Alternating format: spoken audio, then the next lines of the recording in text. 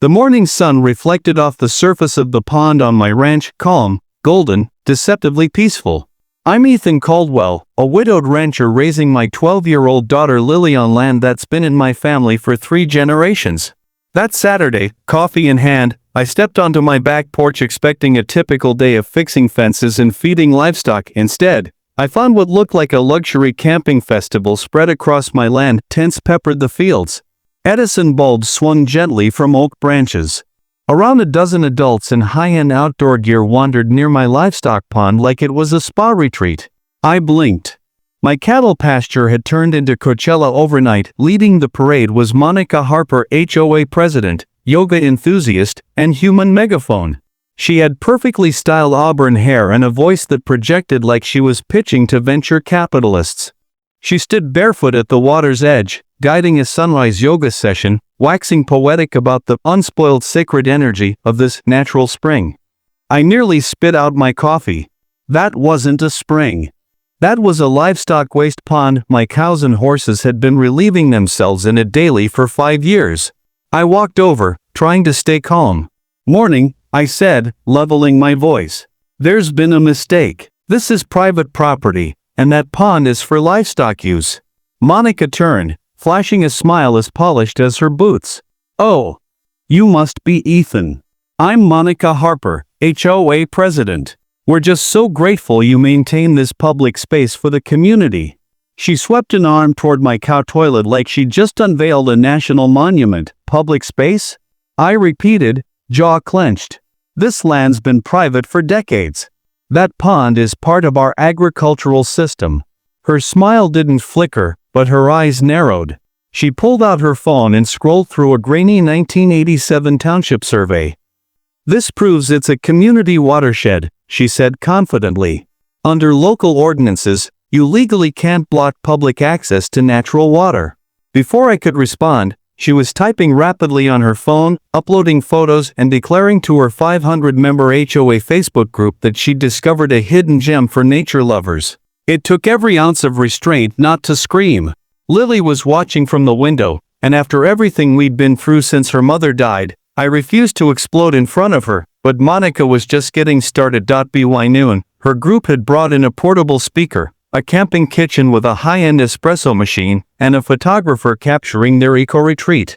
My ranch had been hijacked for an Instagram reel, and then it got worse. By Monday, Monica turned her trespass into a full-blown water freedom festival just yards from my fence.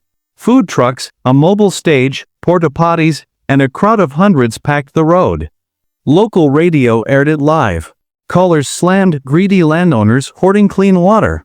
Monica went on the biggest morning show in the state, painting me as a selfish rancher blocking families from natural water rights. Social media exploded. A blogger named Elise Tran posted a hit piece, "The Rancher Who Tried to Own Nature."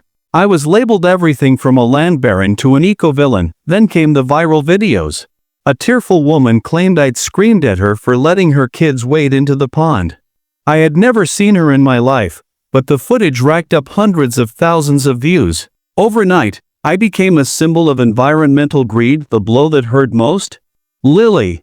She came home crying. Her best friend's parents had canceled her birthday party over moral concerns. Kids at school called her a water thief. Our local diner ran out of tables, and the hardware store wouldn't sell to me. Even Lily's school asked me not to volunteer. I was too controversial to judge a science fair. I was drowning. Then, my neighbor, Dr. Tom Ellis, a veterinarian, called me in. A few weeks prior, I'd asked him to run tests on the pond water just in case. He didn't sugarcoat it. "Ethan," he said, holding up the results, "this pond is toxic.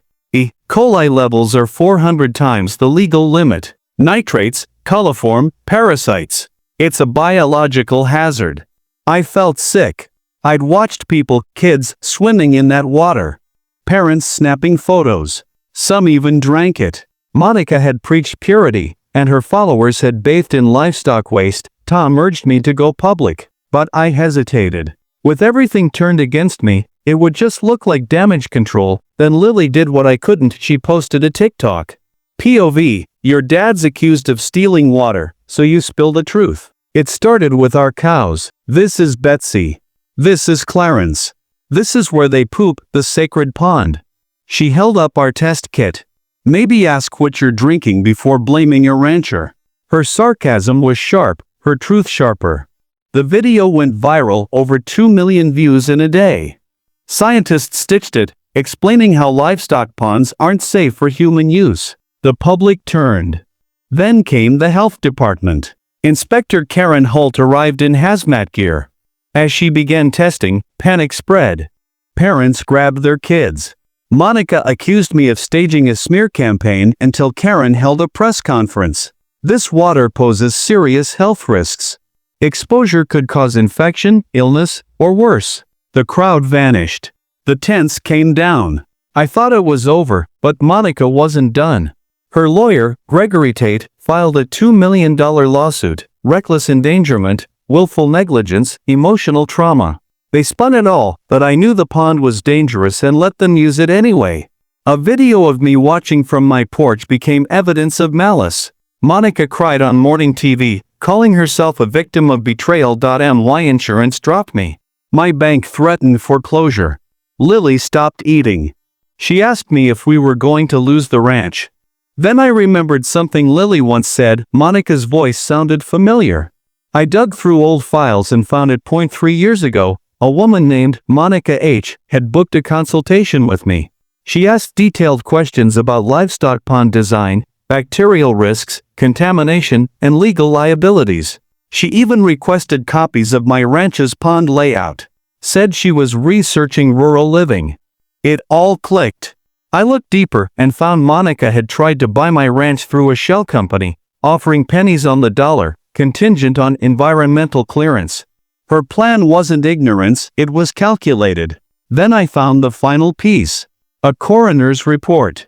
Monica's son, Caleb, died in a car crash 3 years ago, half a mile from my ranch. He'd lost control on a gravel-strewn curve.